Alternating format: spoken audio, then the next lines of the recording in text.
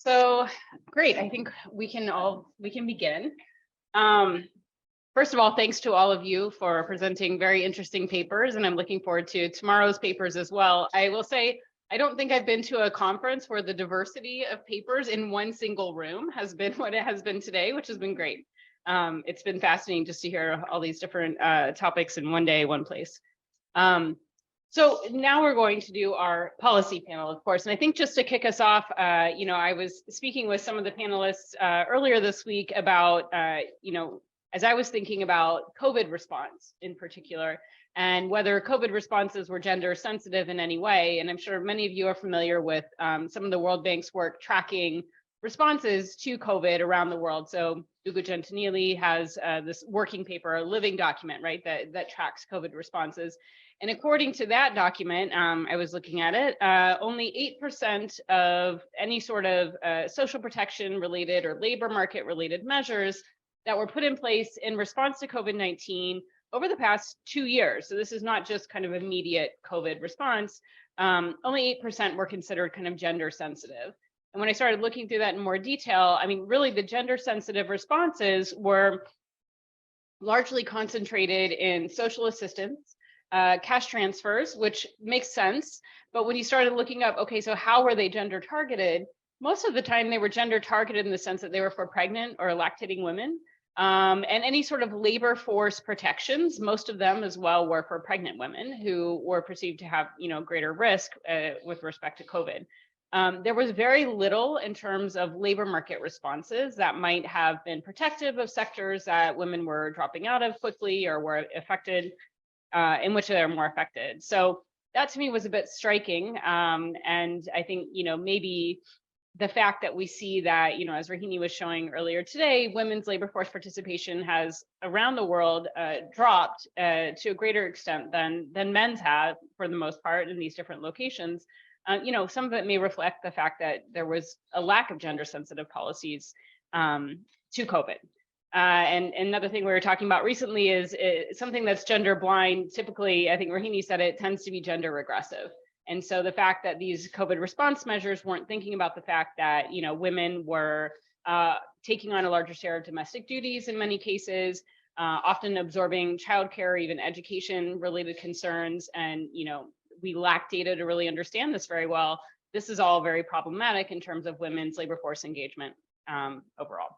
Okay, I'll stop with those type of remarks. So, and what we're going to do with this panel, first of all, I want to make sure it's really interactive. So I think as and when you have questions, please jot them down.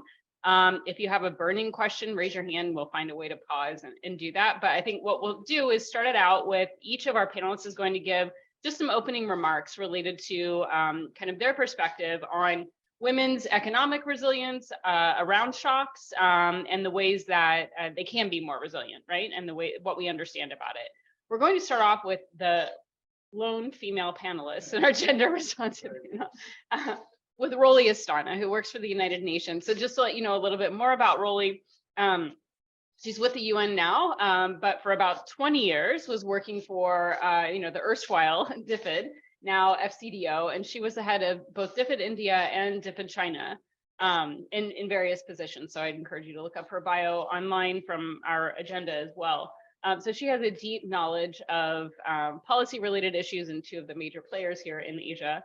She also holds a PhD from LSE in political economy and policy reform in developing countries. So she has that academic expertise as well. So Rolly, I'm going to turn it over to you to give some remarks related to your reflections on women through COVID.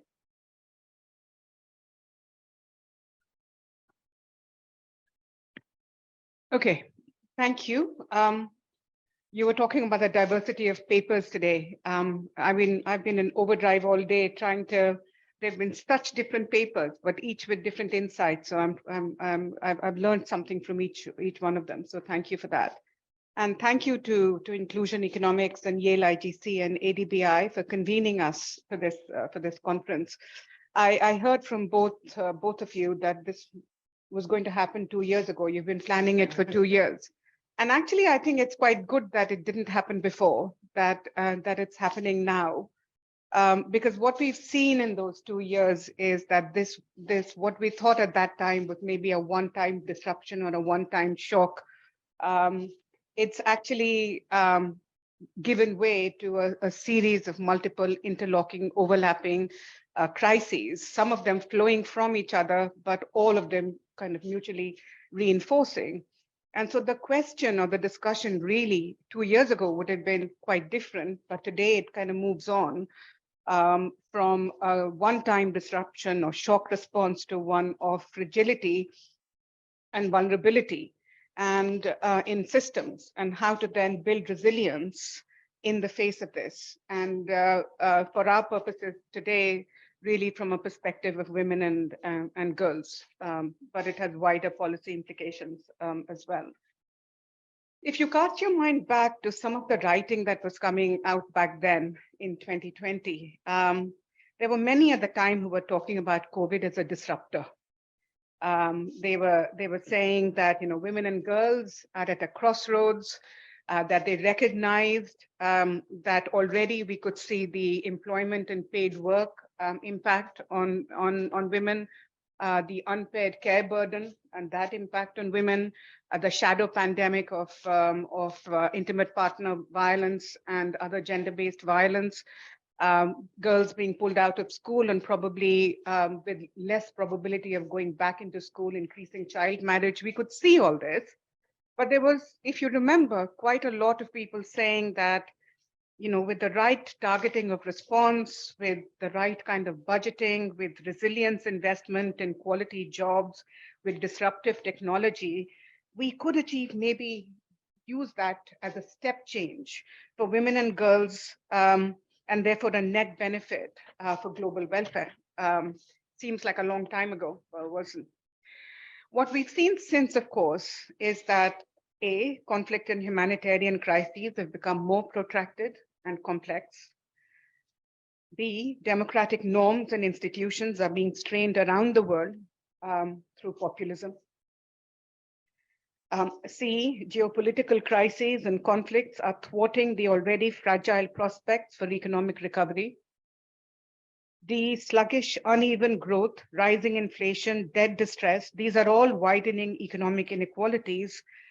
And of course, many of these are flowing from the ongoing crises already, squeezing fiscal space everywhere. And of course, from where we're sitting, official development assistance as well for poor countries and for multilaterals and for civil society. And on current trends, the climate crisis was already ongoing, it's still ongoing, and the climate emergency threatens many of the development gains that we've made over decades today. Now, the poorest and the most marginalized women and girls are already being affected by irreversible environmental damage and natural disasters. And finally, climate and conflict-induced displacement, as well as forced migration, rising poverty and food insecurity are having a disproportionate impact on women and girls, including through exposure to abuse and violence. So I'm not telling you, anyone in this room, anything you don't know. Question is, how do we respond to multiple and intersecting crises? What does the evidence on government responses to COVID-19 tell us about recovery, about resilience, and about future preparedness, which are the three main things, as it affects women and girls?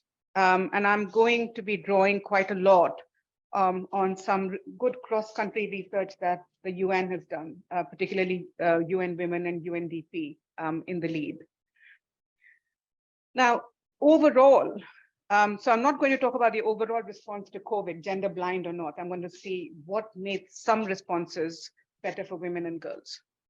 Overall, the response to the economic and social fallout of the pandemic paid insufficient attention to gender dynamics and pathways, with women being insufficiently represented also in COVID-19 task forces and decision-making around the world. But it's also important to recognize that there are regional and cross-cutting variations that provide insights into enablers and constraints for gender-responsive policymaking in times of crisis. The bottom line is, when crises hit, governments tend to work with what is there, what they already have. They tend to work with tools already at their disposal. What does this mean? It means that spaces for gender mainstreaming, limited at the best of times, shrink further when there is need for speed. So how well gender is addressed depends most on how well it was integrated into pre-existing policies and institutions. It is heavily path dependent. We've seen this, and the evidence across the world shows this. At the same time, women's agency and voice has also mattered as gender equality advocates and women's civil society has mobilized as never before across countries and within countries and institutional spaces. As a result, we've seen, and we do see, important instances of innovation, policy diffusion, and learning, including in contexts which otherwise have significant constraints. And those are the interesting ones to look at. In others, long-standing demands, such as the need to extend social protection to women in informal employment, have gained traction. I had a really interesting conversation with Hans just yesterday on work that the World Bank is doing on informal sector. Now, as, for example, the climate emergency worsens, people in countries around the world will turn to state institutions, not just for protection and relief, but also to lead the world's transition away from the green transition, away from fossil fuels and economic models that are based on them.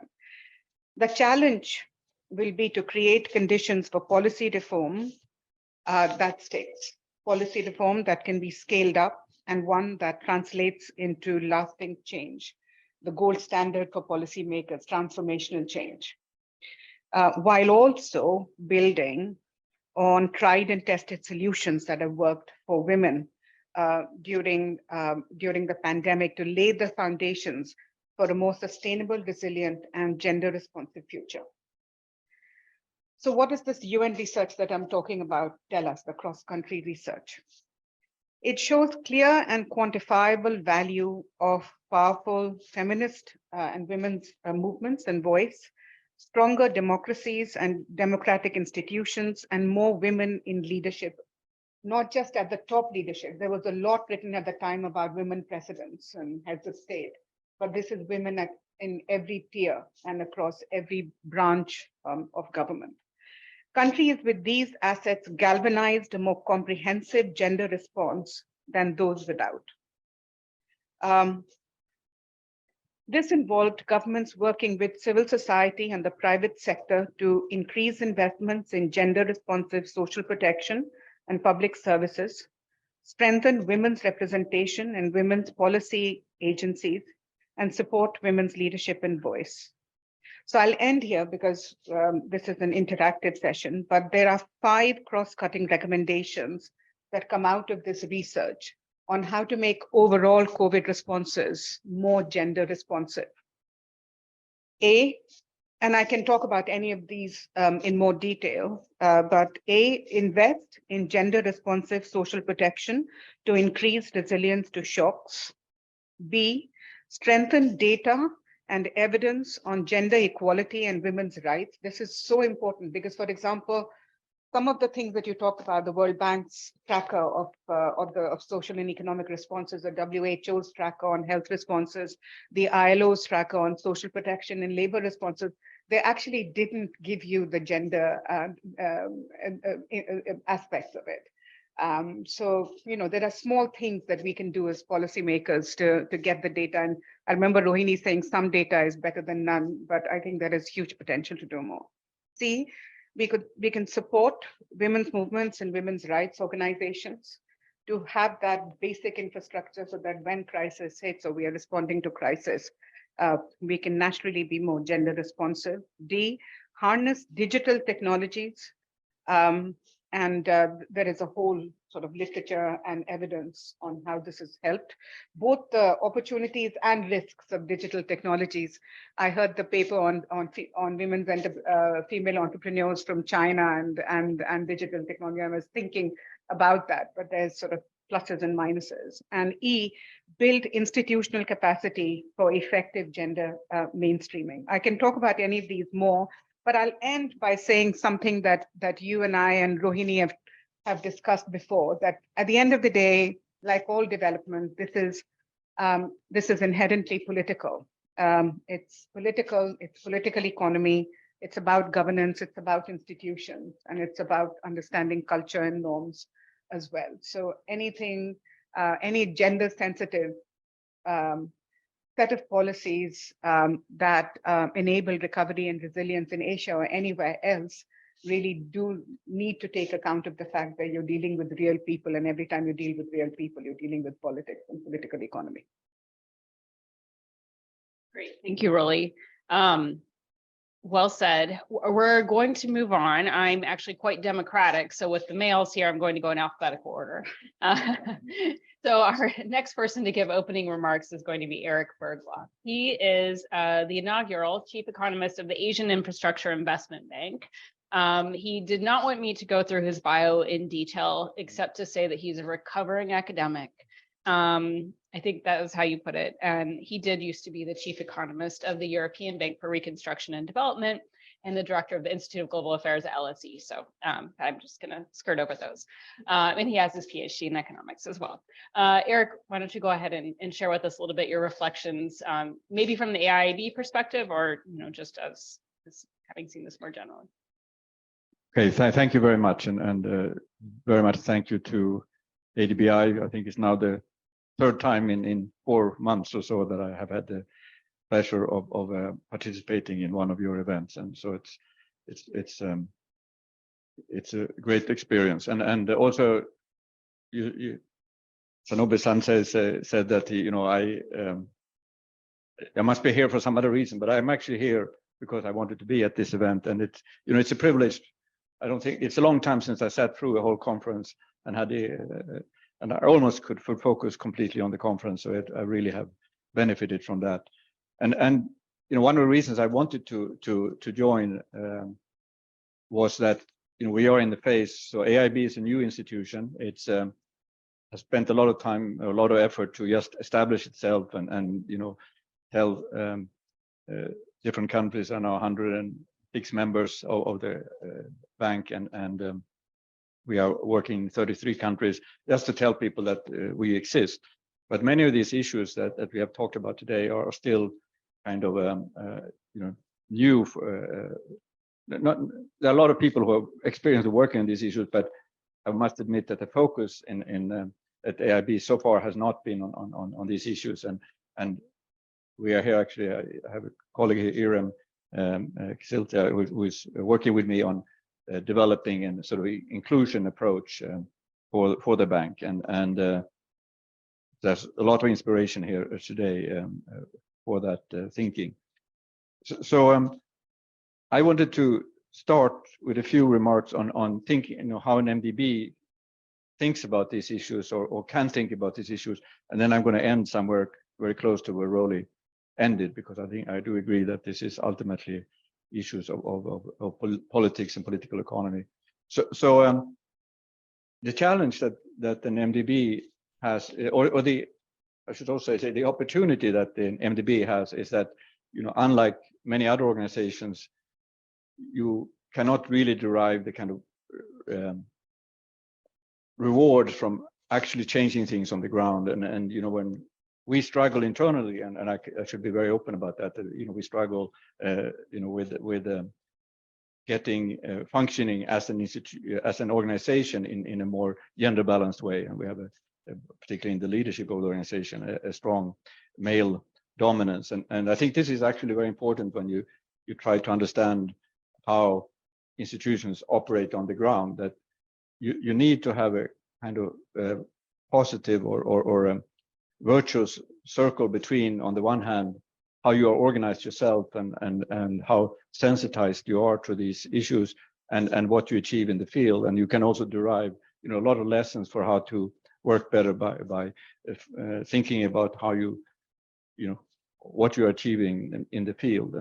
And when I think about this inclusion approach paper that we are working on, it's very much about how to sensitize everyone in the organization to the opportunities to improve the conditions for for women, but more generally for groups that are for one reason or another excluded or not properly represented in what we do. And I think that's, you know, and I think a lot of what has been said today is about sensitizing us to thinking about the implications of you know, political decisions, or in our case, infrastructure design, and my remark will be about, you know, how to think about that and how to kind of successfully implement that. And one experience I had, and it's not so much from AIB, but from my previous life at the EBRD, where I was very closely involved in sort of rolling out and implementing our inclusion approach, is that what really changed things for us was when we started thinking less about equality as such, but equality of opportunity. I mean, it's of course both things are extremely important, but what really changed the thinking in the organization and what got people on board were when we shifted from sort of a kind of safeguard approach that tried to make sure that we didn't have any negative impact on women or negative impact on specific ethnic groups and so on, to focusing on how can we use our projects to really improve the situation for women and other groups that were not properly represented. And once you start thinking like that, that it's an incredible ways to have, you know, a lot of women outside the labor force. It actually, I must say, what really changed the EBRD's approach was the experience we had when we first went into Turkey and then went to North Africa, when you have 80% of the labor force of women outside the official labor force, and you know, that really changes and the perspective and forces you to think much more about how can you positively be part of changing that reality. And I think what you know, what I've tried to reflect during the day is you know, what can these papers that have been presented so far and that will be presented tomorrow really teach us about that. I thought the first sessions on you know, understanding you know, how female labor force participation changes across or over the structural transformation, how you're thinking about it also in a dynamic way, how do these processes that we are part of when we build infrastructure, for example, we do, of course, get into urbanization, and a lot of what we are doing is responding to the pressure for urbanization and trying to improve infrastructure and improve you know, the various interventions that we do, and I think it's extremely important, and I should say not always reflected in what we do.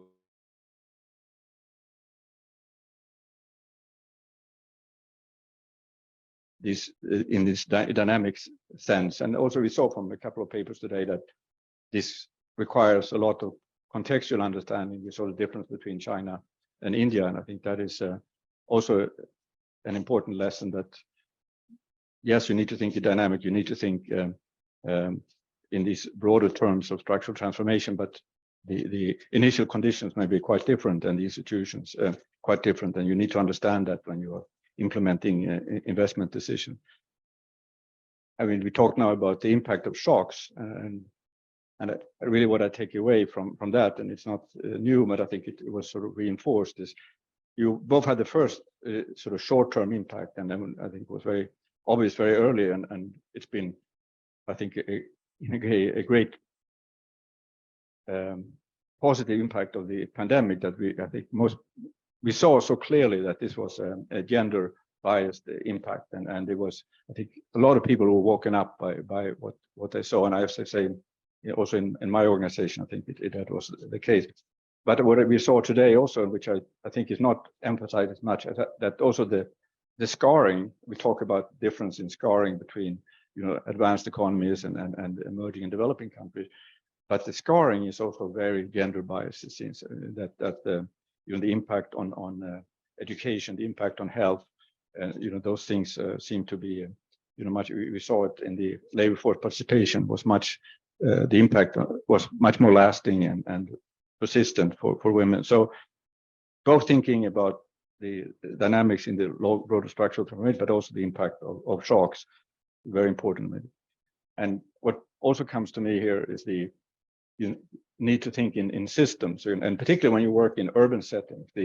One thing that really stands out about urban setting is the sort of intersectionality of all, the connections between different forms of infrastructure and the sort of constantly changing nature of the city, and I think that's where a lot of these issues, challenges are brought together, and thinking about urban development and the interconnection between what you do on transport, what you do on climate, what you do on water, for example. All those things are quite important, and they all affect the lives of women differently, I would say, than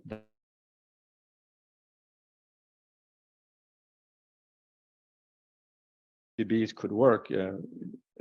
Obviously, the most interesting one perhaps today was the whole issue around digital infrastructure, and we have placed a lot of emphasis on this and have a lot of investments even in AI, and try to kind of learn from our investments on how we can develop new techniques for integrating digital elements into our investments, and then actually infrastructure investment across all sectors. I had no idea about this, but that's what I've learned, is been the slowest sector to integrate new technology into, and so I think there's a role for MDBs to try to pick up some of these insights that came here about how you can reduce entry barriers for women, for example, through digital infrastructure. The last project is just absolutely fascinating and very enriching, I think, and just thinking about those kind of mechanisms and how we can build them into various projects that we use. Obviously, any infrastructure you need to think about the implications, and these are very concrete things, about transport, it's about security, it's about how what do women ask from infrastructure? How do you get to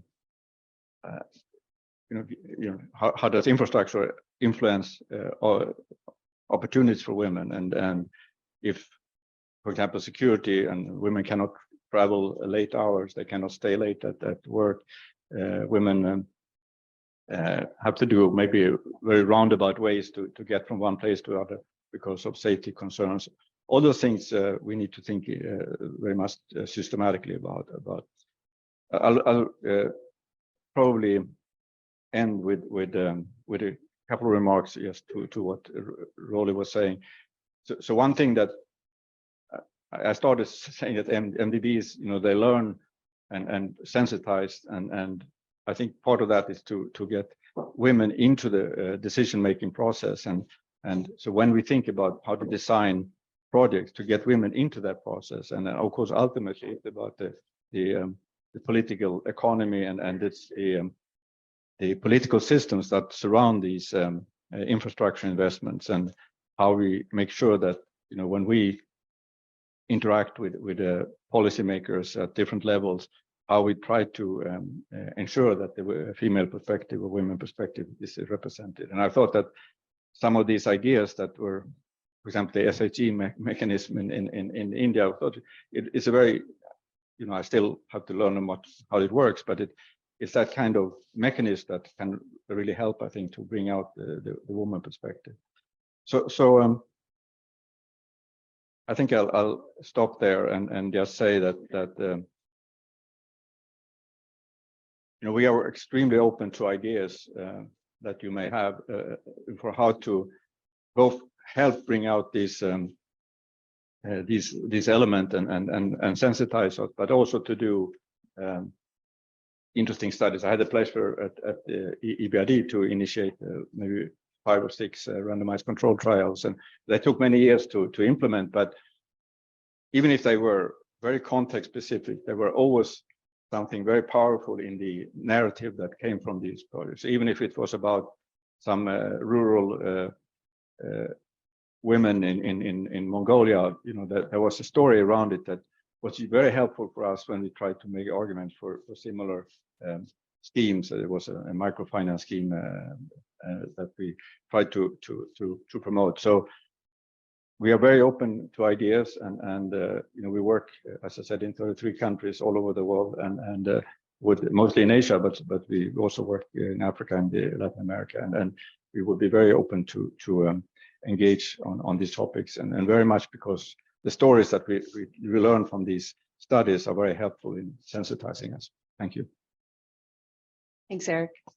Okay, next we have Takahiro Sawayanagi. He works for Plan International Japan as an advocacy officer.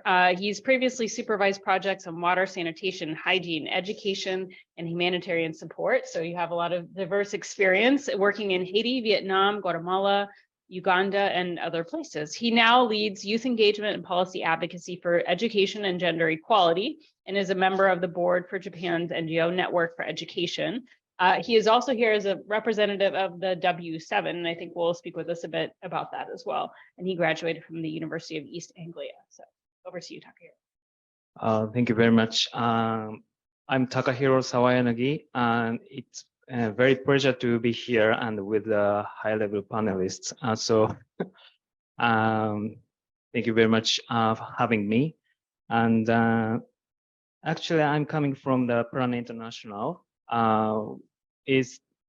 Plan International is the one of the international NGOs which strives for the children's rights and also the equality for the girls, especially. And I'm coming from the, actually, I'm a member of the steering committee of Women 7, W7, as Charity mentioned. And W7 is actually the one of the official engagement group of G7, such as T7. And actually, W7 is just starting from the 2018 at the time of Canadian G7 presidency. And in this year, we accommodate 89 advisors from 38 countries. And they are feminists and people coming from the women rights organizations, and to work on the communique. Yeah. And 40% of the advisors is coming from the global south, and 20% of the advisors are youth population. So we now have the in this year, we set up the intersectionality and multiplicity of gender-based inequality and discrimination as the overarching theme. And we have now the 5 working groups, and each working group is focusing on each theme. So one of the working group, women's empowerment and meaningful participation and the leadership. And the second one is the economic justice and the care strategy. And the third, bodily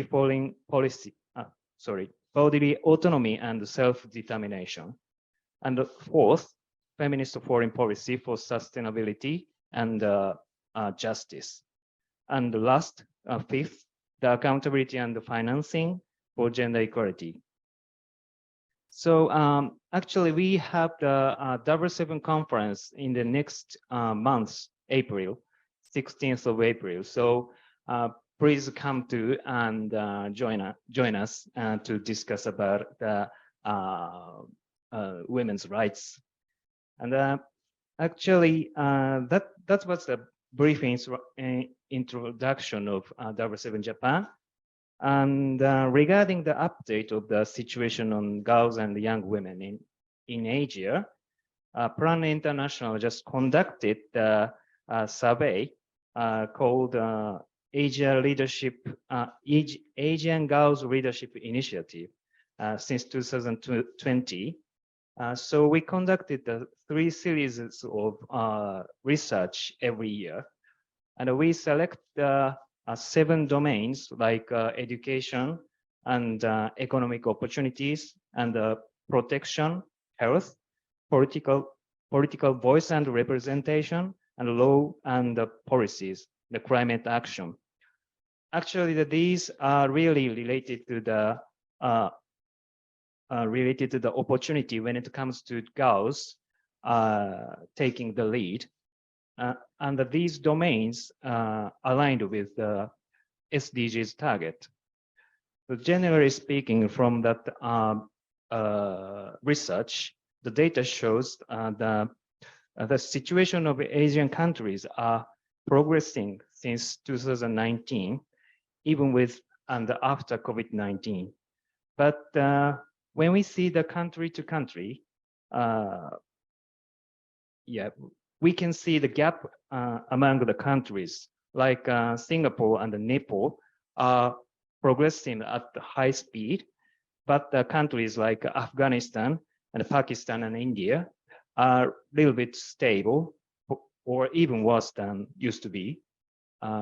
This is partly because on the traditional social gender norm. So we can discuss later. So shall we stop here? Thank you very much. Thanks, Takahiro. And our final panelist is Hans Timmer of the World Bank. He's a chief economist for the South Asia region. And before that, he was the chief economist for the Europe and Central Asia region of the World Bank and director of the World Bank's Development Prospects Group. He's also worked for the Central Planning Bureau in the Netherlands and oversaw global scenario studies there. So I'm looking forward to your insights, Hans. And he has a master's degree in econometrics. So. Thanks a lot, Charity, and thanks. And thanks for inviting me. Congratulations with a high quality conference. Despite the jet lag, I had no problem staying awake the whole day. And let me start by saying something about our research program. Apart from dealing with the macroeconomic crises in several of the South Asian countries, we have 3 research topics. One is on informality, one is on climate change and poverty, and then the third one is on gender inequality. And all 3 have in common that in those 3 areas, a part of the countries, groups of the populations are stuck in a bad equilibrium. That means that forces are at work to reinforce the status quo, and that is true for gender also. So starting point of our gender work is the observation that despite improvement in education of girls in South Asia, despite the fact that incomes have increased, despite the fact that fertility has come down, most of the gender outcomes, at least at a macro level, haven't improved for decades in South Asia. That is true for gender-based violence. It is true for access to credit for women. It is true for female labor force participation, which now is, as we heard, it's 20% in Pakistan. It has dropped below 20% in India. It is 20 percentage points below what it should be if you look at all the standard determinants that we know are playing a role across the world. So how to explain that? The standard, the logical hypothesis is that it is norms that play a big role. And that was discussed today also several times. And so we try to test that hypothesis, and we work together with Facebook and UNICEF and some other organizations to conduct surveys. And they were conducted in 126 countries, I think. And there are 2 groups of questions asked. One is about your view on the equality of opportunity in the jobs market, in education. Do you think that men and women should have the same opportunity? The other group of questions is about the division of labor in households. And with every question, there are actually two ways the questions is asked. One is about your own views, what are your own norms? And the other one, what is the perception, your perception of the norms of others? And that is asked in terms of your 10 neighbors, how many would agree with a certain statement? So we used the 2020 survey in a study that we published in the spring of last year in our South Asia Economic Focus. That was a survey in 126 countries, I think 460,000 complete responses, and then we reweighted that. And what we found was that indeed across all those countries, that measure of norms has a very strong explanatory power in explaining why there's no improvement in South Asia and why South Asia in many outcomes is lagging the rest of the world. And that explanatory power is especially strong when you look not at your own norms, but when you look at the measure of your perception of the norms of others. Now, what does that mean? That means not that now we should all impose our norms on countries, but it means that with interventions and with policies, you cannot ignore norms. You cannot expect that standard interventions will have an impact if you don't think what the norms are. And there are many examples of that. For example, in many South Asian countries, there was a change in the inheritance law that no longer only the sons or the oldest son is receiving all the inheritance, but now it has to go to all the daughters also. In practice, very little changed. And that is because the norms were that the sons should get it. So either money was given before parents died to the sons, or there is so much pressure on the girls not to accept it. So that's one example. There are many of these examples. So you have to understand that you cannot ignore it. And when you want to have a positive impact of your intervention, then you should accompany it with information campaigns that try to change the norms also. It's not that you shouldn't do those interventions, but you should do that. The second conclusion is that you should start thinking about what are the dynamics or norms? How are they changing over time? And what is interesting is that you see often that norms can be stable even for decades, but then in a very short period, when there's a critical mass, then these norms can change. And that is especially true when there is a discrepancy between what you think yourself and what your perception is of what the rest of society thinks. Because then at some point, people can suddenly realize that the society is not as conservative as I thought it was, and there is an option to change. I said already that there is a tendency to reinforce the current system. Simple illustration: if you have norms that make that women, irrespective of their education, drop out of the labor market after marriage, then you see very few married women working, and that confirms and reinforms the norms also. And that's a situation in which women are also not really prepared to participate in the labor market. And so you have that equilibrium mechanism where it's very difficult to get out of it. And so the message that we give to countries is that a simple intervention is not good enough. You really have to go all out, and you have to be relentless to break out of that bad equilibrium, because it's not easy. And we are all doing these interventions like making transportation safer, more childcare. That's all very important to continue to do that. But just these simple interventions by themselves won't do it. You have to be a lot more relentless to, in the wake of all these interventions, to create that critical mass that you change the norms. So that is the approach that we are working on at the moment. Great, thanks. I'm just going to throw out one question. You can answer, Hans, and if anyone else wants to chip in, that'd be great. And then maybe ask one more question, then we can open it up for any questions that others have. So this issue of norms, I mean, it's interesting because if we follow, what Charles was saying, basically countries can grow their way out of, women doing all this more domestic work, and this gender ratio declines, and, essentially there's greater gender equality once you reach this higher income level.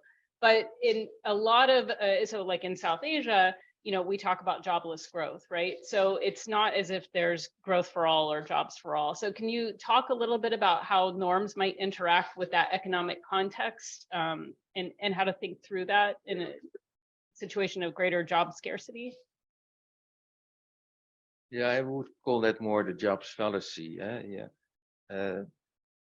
The idea that there is a given number of jobs and it's very difficult to increase that. I strongly believe in general equilibrium and the fact that when you increase supply, that demand will come there also. So my economic take on this is that the fact that so few women are participating in the labor market is a huge underutilization of capacity in South Asia. What you see in South Asia is that the tax base, for example, is very, very narrow, as a result of which it's very difficult to provide all kinds of public goods in South Asia. As a result of which you have these macroeconomic crises like we have now in Sri Lanka and in Pakistan. It's very difficult to grow out of that if you are not broadening the tax base. It's very difficult to combat climate change and environmental degradation if you don't have a larger economic base. That is true also for the informal sector that is not fully participating in the economy. And so I'm truly convinced that when you can change the norms and it becomes more normal that women are participating in the economy, the jobs will come. And a lot more potential will be utilized in South Asia. I think it's the wrong question that you're asking. So how would you ask the question? I would ask the question: how can you change the? How can you make it a much bigger problem that women are not participating in the economy? It is supply that is side. The question, and not start already with the idea that it will be very difficult to find the jobs. The problem is not the scarcity of the jobs.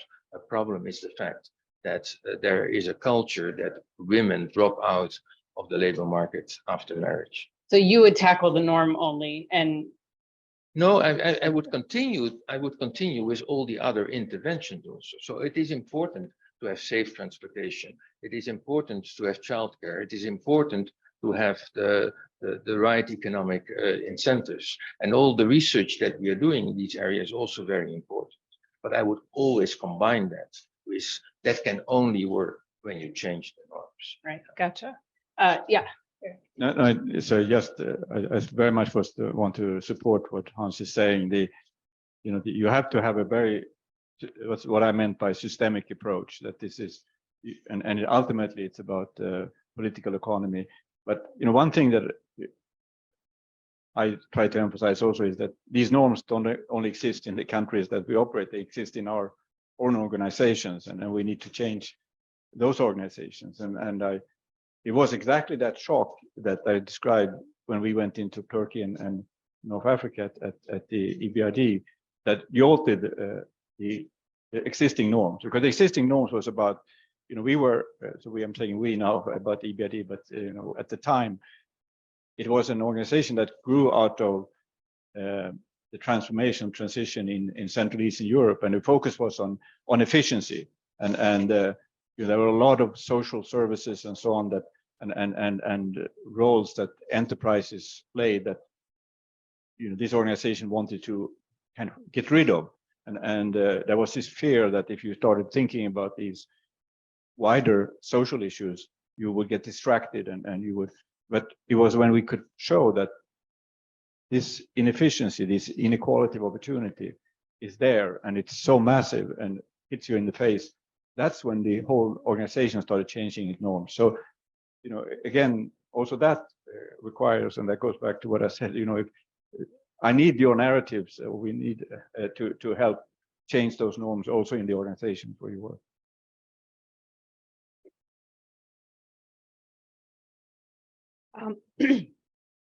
I agree with what both Hans and Eric are saying. I also think that norms do change, and they change quicker than you think. It doesn't feel like it when you're trying to make something happen through policies over a sustained number of years. But I'm sitting here as someone, both of whose grandmothers could not read. Yeah. My one grandmother couldn't read because her family was too poor to educate her. My other grandmother couldn't read because her family was so rich that they decided there was no need for her to read or write because she was never going to work. What's the point? And within a generation, all of the women in the next generation were educated to postgraduate level because that had become the norm in whatever their section of society was. It was normal. And yet on one side of my family, those women were encouraged to work and work all their lives. On the other side of my family, my mother, my own mother, who was a very good student, was not allowed to take a job that she was offered. And then we have, you know, I'm the next generation, and I have a daughter, and you can see in families themselves that norms change. What is normal, and that's what Hans was talking about. What is normal changes. You can see that, sometimes, for example, in Europe, there are shocks like the world wars, and you suddenly have great wars, and men go off to fight, and women have to fill those jobs, and then it becomes normal for them to work, and then it's sticky. They do go back out of those jobs when the men come out, but it's never in the same way.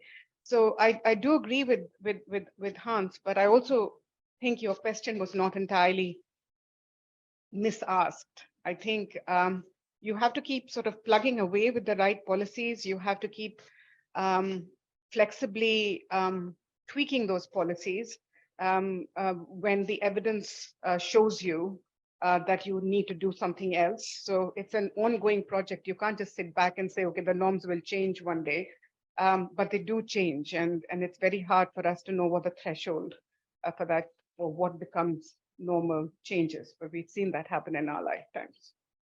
Yeah. Can I go back to your question, because you agree with that?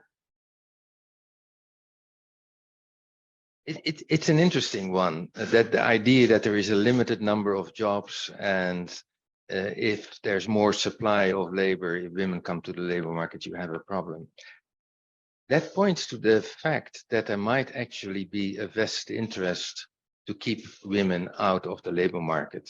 And that vested interest is the interest of men, yeah?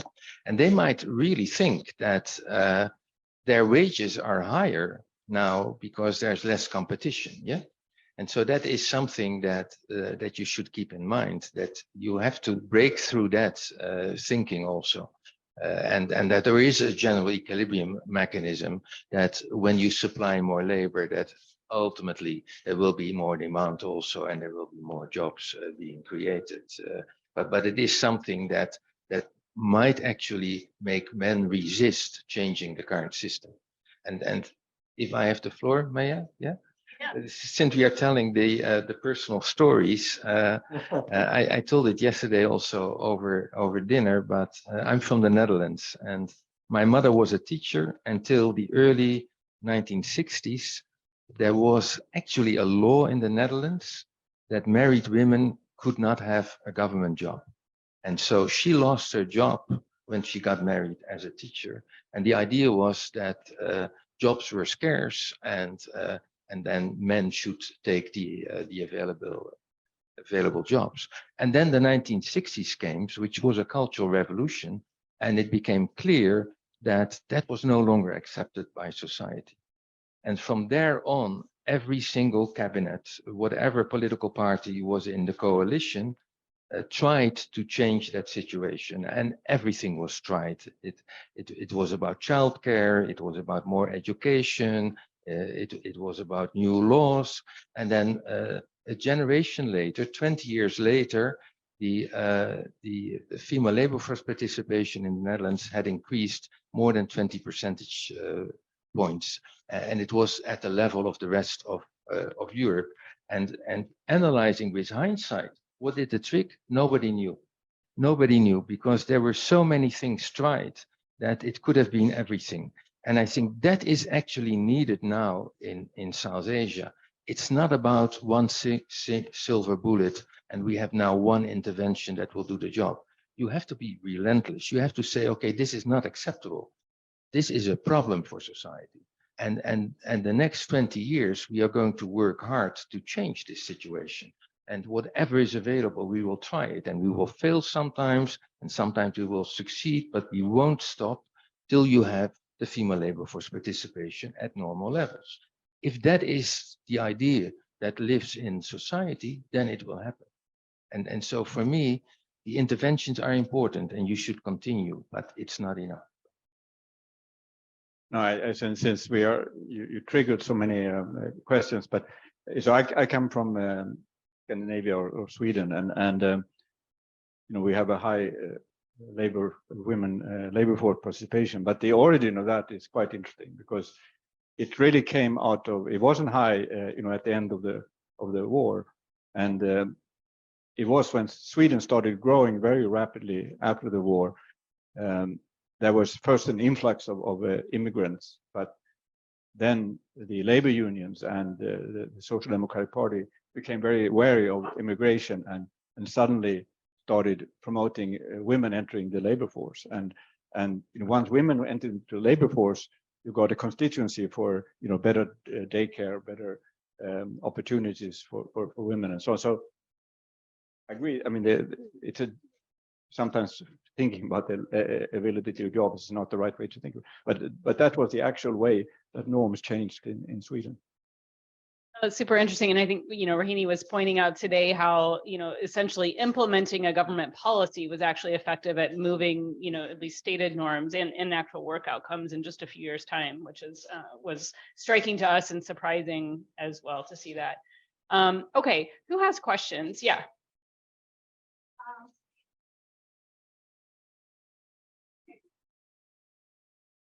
We are hogging the microphones. No, apparently there are more. You know, I think we've been talking a lot about female labor force participation, but, you know, in some ways, if you think about not just the US, but also Europe, one way we'd put the problem now is women have jobs, but they don't have careers. And so I think that is also linked very much to norms at that level. So as maybe the way to ask the question is from what Eric was asking about organizations, if I think about, I guess, all of our own profession, economics, which is not very good at keeping women in it, a very common way people push off the problem from having to deal with themselves is to talk about the leaky pipeline, to say that at leadership levels, we can't get in women because they just are disappearing before that.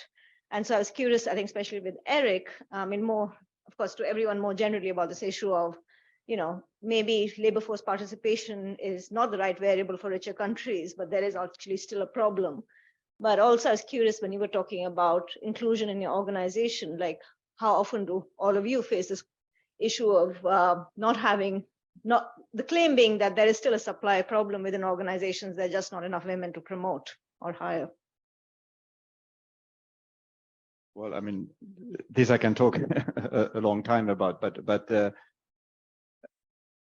we are struggling with this tremendously. But I think there are certain things that you can do that first of all, you need to think about how to recruit, and obviously you need to. I mean, I don't think I'm going to say anything revolutionary. It's just that it is about how you recruit, how you describe what's expected from people working in the organization, and I think this is what I was talking about, this kind of positive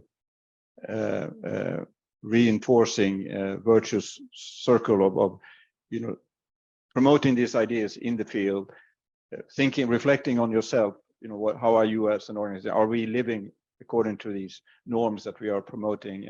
And again, you know, very much agree with Hans. I mean, we need to think systemically. We need to think about, you know, this is not something you achieve overnight.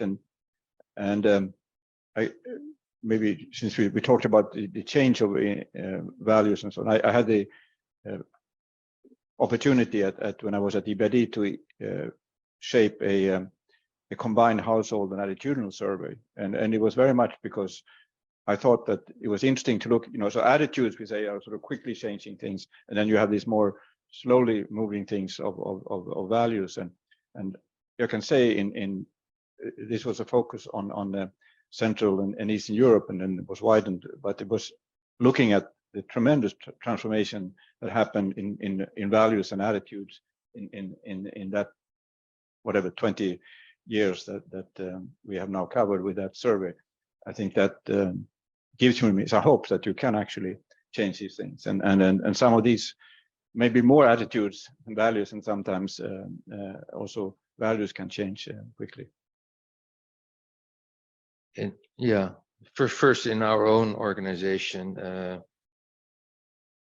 there are two things to be done. First of all, recruiting more women from outside. What you often see in an organization like that is you try to have gender balance, but you recruit people from other parts of the organization, and so you only replace the problem.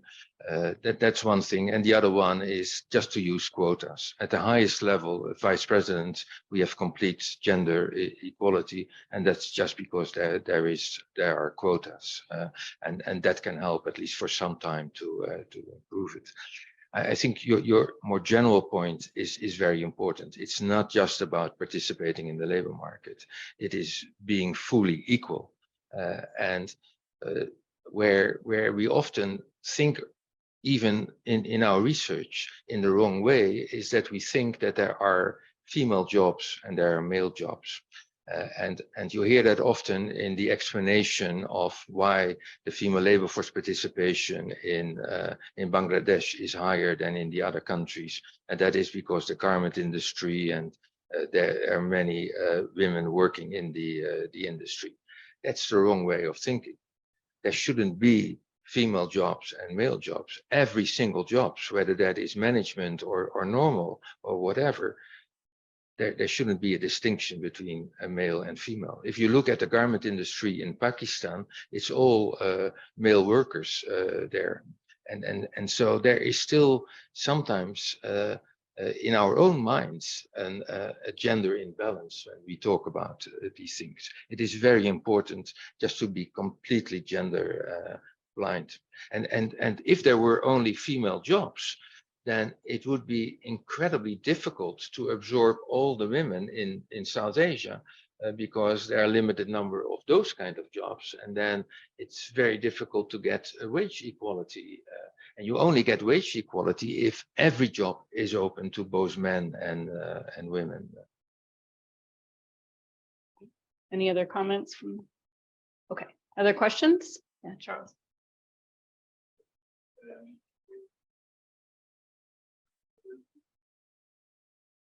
Norm matter. And for some reason, it feels like our notion of work, or the norm we established as to how to define work, has limited work to the market. And so the system of national accounts has, for some reason, set the boundary as to what is worthwhile measuring the production of market goods and services. That carries a lot of weight. And so as we see, you know, all the work that's done outside the market is also work tends to be done more by females. And the statistical office, for some reason, has drawn that line, and therefore the work that tends to be done outside the market is not being valued. Isn't the first step towards shifting the norm moving to a measure of GDP where we actually take into account the work that doesn't happen on the market? And, you know, we do this for government services. You know, evaluating government services is heroic. And so we could take the same heroism to kind of shift norms and also account for the non-market work. What do you think about that? Yeah, there's nothing wrong with calculated imputed income from all kinds of activities in all kinds of areas. There's nothing wrong. But I think in this case, it would be counterproductive. And the reason is that when you say, I don't make a distinction between work in the marketplace and work done at home unpaid, then the conclusion is that there is no gender inequality, because the women are also working and the men are working. And so what is the problem that we're talking about? But obviously there is and still a gender inequality, because if there were complete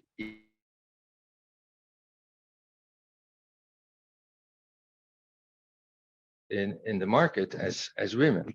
And so it's an argument that is often used by the people who want to maintain the status quo.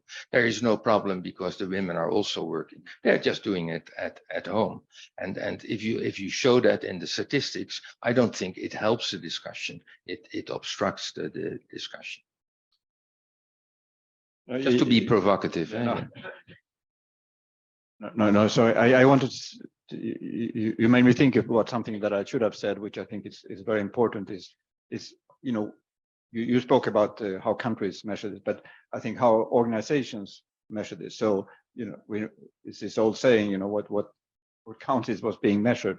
I think something that we are working a lot on, and the World Bank has a lot of experience from this, is how to make sure that the things you measure in individual projects reflect those values and norms that you represent. So and when there is no indicator for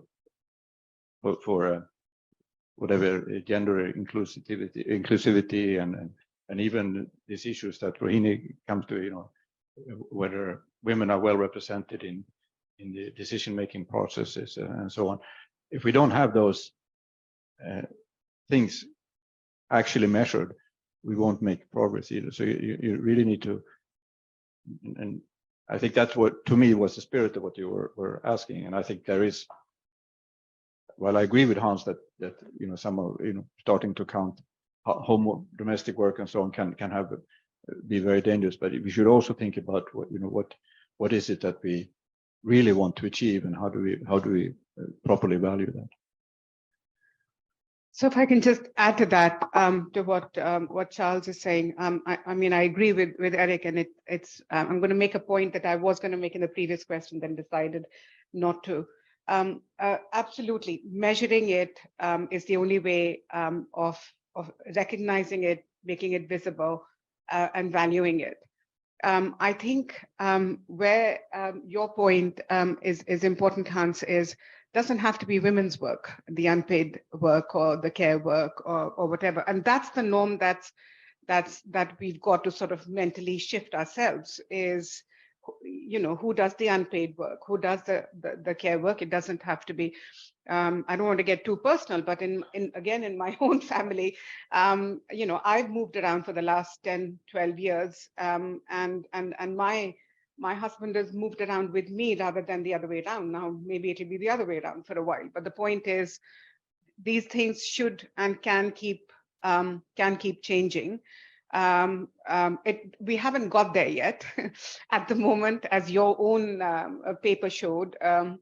It's changing. It changes, as you showed, with as countries get richer. But even now, I would say the vast majority of unpaid domestic services, as you said, and domestic care is done by women. Frankly, if more men were doing it, it would be recognized, counted, and valued much more, or would have happened already by now, I would imagine. But I think it is an important point that you bring up. Yeah. Yes. I guess I have the mic, which makes the decision making easier. So I think some of the comments were making me, reflect on like a lot of the policies that, I think the panel has discussed, and, even thinking about policies that I've studied myself, are like kind of tools that sort of make it easier for women to, fit into these labor markets that like historically have been designed by and organized, sort of for men, and what their economic lives look like. I think I was sort of just, reflecting on, some of like Claudia Golden's thinking around the idea of like this idea of what work should look like is something that, you know, like it's not obvious that like the matriarchy would have designed just like a work day or a career to look the way that it works now. And so I was kind of wondering, you know, if the panel had thoughts on, and feel free to take, you know, either within your own organizations or, you know, I think maybe something I've personally thought a little bit less about is, you know, within kind of investing or policies within Asia, you know, what would that other side of, you know, kind of maybe the policy toolkit look like, you know, in terms of maybe just like reimagining what work in the market could really look like, you know, maybe from the perspective of women? I think it's a great question. And it's also, I think, relevant during, you know, as we're talking about shocks, right? Because shocks provide opportunities to make changes, you know, whether it's, you know, the advent of digital or whatever it might be. So, yeah, opening it up to you all first. Yeah, you already gave the answer. Every crisis exposes the vulnerabilities.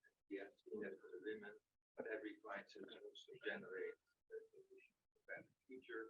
And what we have seen during COVID, it has strengthened the digital technologies. It has made the labor market more flexible, and it's no longer the norm that you are 5 or 6 days in an office somewhere together. And I think that's where you're going to also. That fits much more the overall population, makes it easier to participate. And I hope that that will be. I hope that that will be lasting also, not for a few years. And in the World Bank, you still see that we are not 5 days a week in the office, and it's a lot more flexible now. And I think that's one of the opportunities that that has been created by the crisis.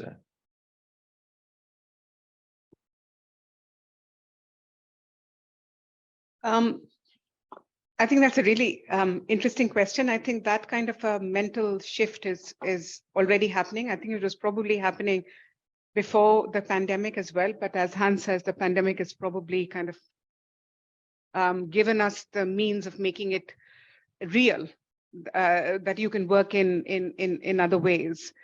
But already, I think we can see ourselves. I mean, you were talking also about how our institutions are doing, and both Hans and Eric talked about theirs. In the UN, and I've not been in the UN as long as I was in DFID, but in the UN, I think the UN is trying consciously very hard to increase women leaders at the sort of the leadership level to 50%. But it's not. The new research has come out just in time for International Women's Day yesterday for the CSW, and it's showing over the history of the UN, a very small percentage of leadership jobs has been done by women. So there is work to be done, and I definitely know in the UK civil service, which is what I belong to for a long time, it is an issue, and gender pay gap still exists, even though it's against government policy. But going back to then what you're saying, you know, when I first started out as an academic, I remember being in an academic department where there was one of my colleagues was a single mom, and every time she had to disrupt her schedule and not be able to attend a staff meeting, which in those days were obviously only in person, you know, the chair of the department would look visibly irritated. And there was a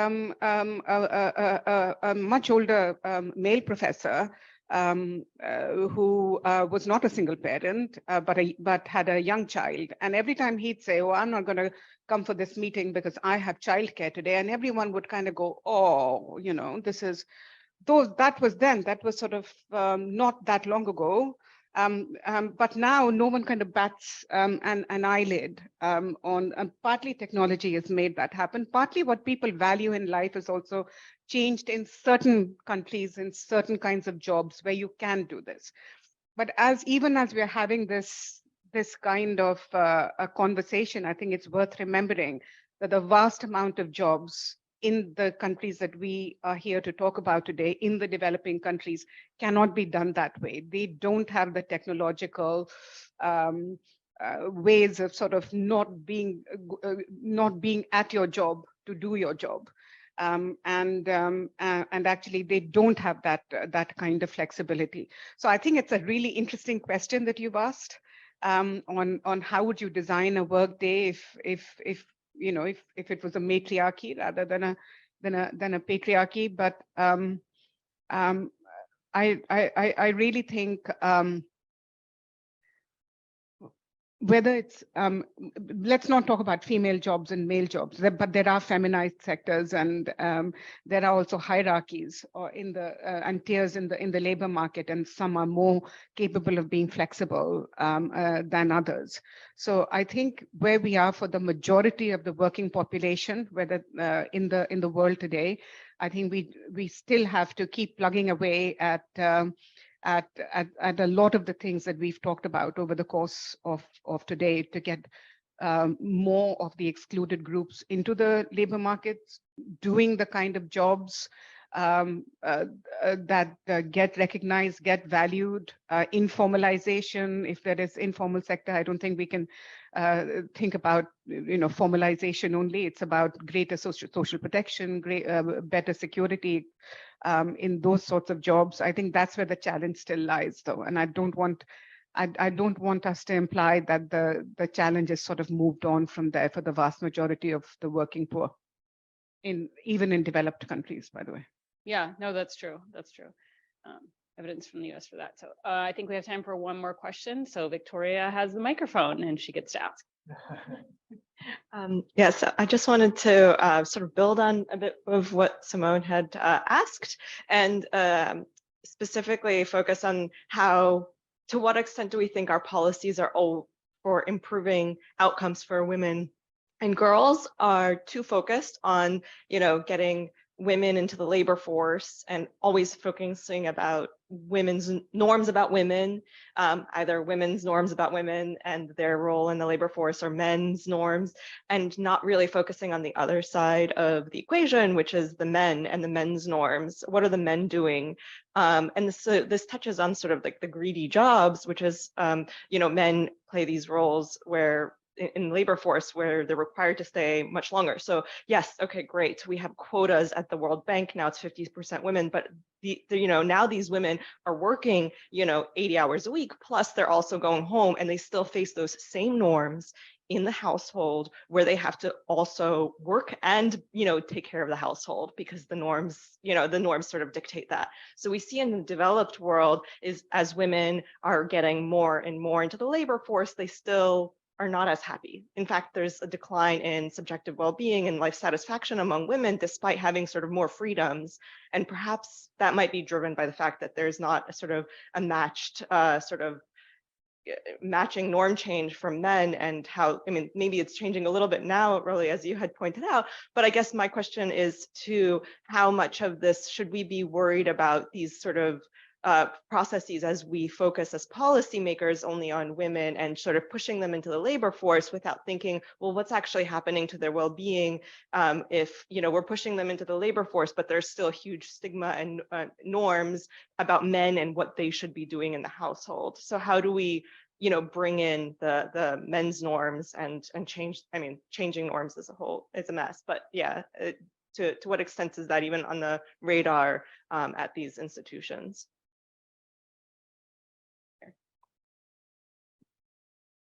So I think we are touching on very deep things, but we had an event yesterday at my institution, and I participated remotely, and for the International Women's Day, and in our executive committee we are only men, and we are run by my president is Chinese, otherwise there are no Chinese, but that has set some stamp on how the organization should work, and you have this incredible flexibility that was described earlier in the e-commerce in China. But when you look at how organizations work, it's very conventional and very, you should be at the workplace. There's not a lot of flexibility in terms of what is expected from you. I think, and then that goes back to what Hans was saying, that the COVID shock to us has absolutely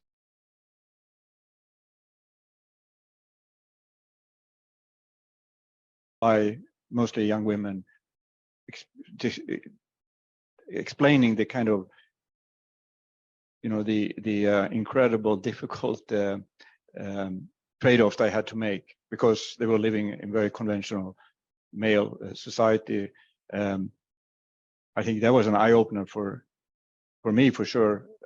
I come from obviously from an academic background where you measure output, not input, and you try to provide a lot of flexibility for people working in different ways and so on. So for me, it was all very natural. But I must say that yes, that experience yesterday really sensitized me to how we need to think much more deeply about how we organize things and how we reflect. If we are going to keep these very talented women that we had, many of them young, and one described, for example, that when she had her maternity leave, her projects were taken away from her. She was a project team leader, and these were projects that she had put in a lot of time into and felt very emotionally attached to. And when she was on her maternal leave, which is not very long, by the way, in a place like it's become a little bit longer, but it's still very short.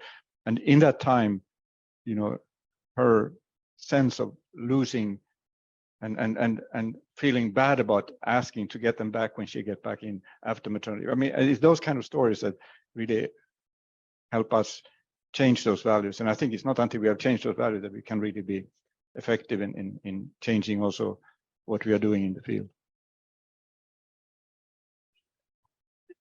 Yeah. Go on. A very, very important point. This is not about pushing women into the labor market. This is a much broader issue. And ultimately, this is about equality of opportunity. And so everybody should have the same opportunity to participate in the labor market and to work on the household work also. And there is not it is not a coincidence that in South Asia, you see also very large inequality of opportunity in general, apart from the gender discussion. We are doing another study there, but much more than in other developing countries, the education levels and the performance in the labor market depends on the situation of your parents and the part of the country that you were born in. That partly has to do with a caste system. It has to do with other things, but it's much stronger than in other parts of the world. That is the framework that should be used. There is a problem there if there is that inequality of opportunity. And then it translates also for the women into what we see in the labor market. But if you only focus on one element and you are not seeing it as a bigger problem, and that means that women should work 80 hours because they still have all the responsibilities at home also, then obviously it's not the right solution. And then again, and that's then the final word, I think this is so much more important than just a single intervention. This is about a real broad problem, and you have to be relentless and you have to go all out. And the first step is to say, we have a real problem here. And even when you talk to policymakers, you are not there yet. It's much broader than the single things that we are talking about. So I couldn't agree more. I've been in development quarter of a century, and one big lesson I've learned from that is the hardest thing you do as a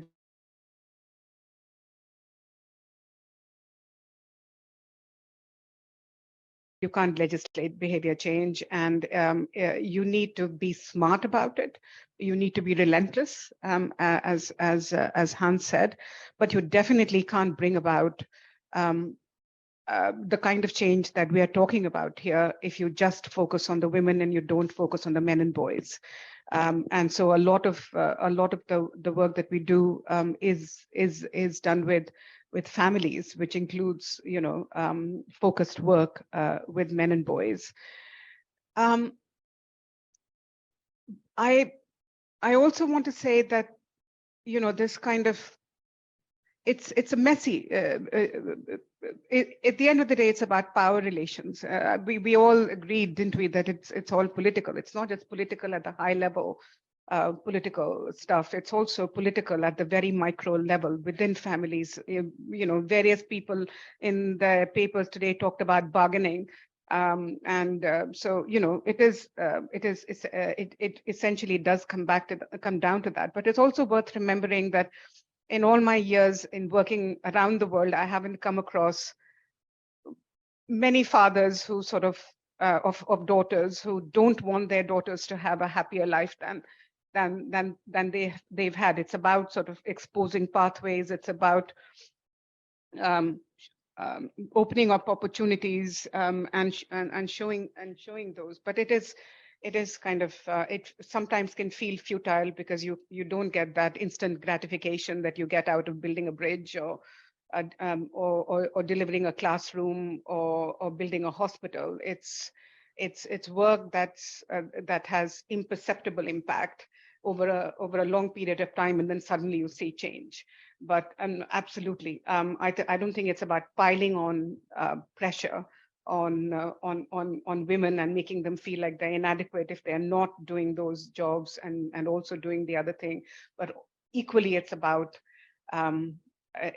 working with men to say that if they do less of that and more of something else, then they're not less valued. So it seems that we are saying that it all boils down to norms, but norms at the end of the day change as power relations change, and that's really essentially what we are talking about here.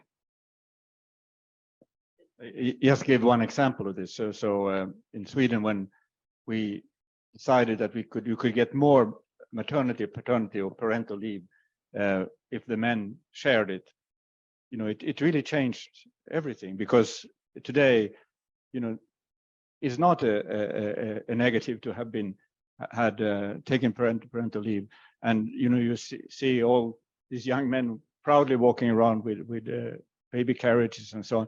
I mean, that, and then they sit, you know, talk to each other while they're taking care of their babies and so on. This is, I mean, that was not natural, you know, when I had my children, and I was lucky, would have had a lot of flexibility as an academic but most, you know, for most people that was not the reality. Today, it's perfectly accepted both in the private sector, in the government sector, to take parental leave, both, and it's almost the norm has gone the other way.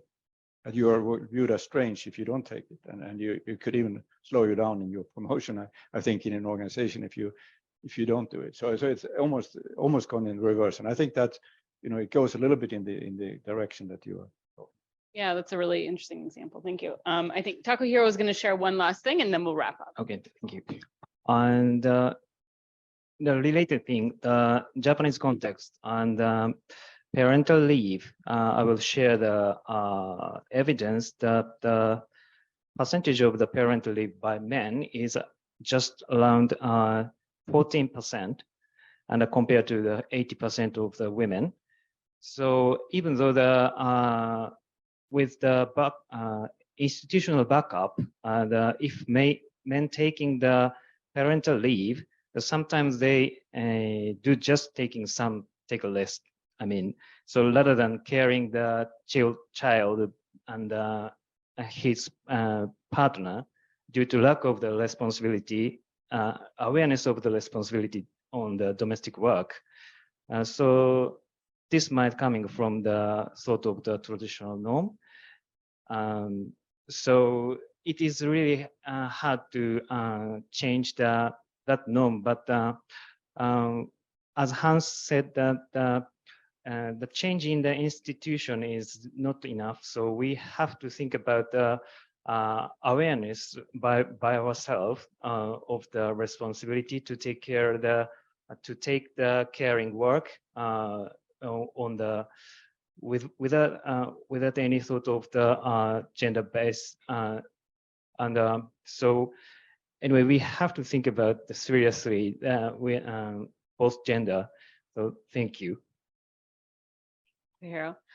Thanks, everyone. That was a super rich and interesting discussion. So I appreciate your patience too.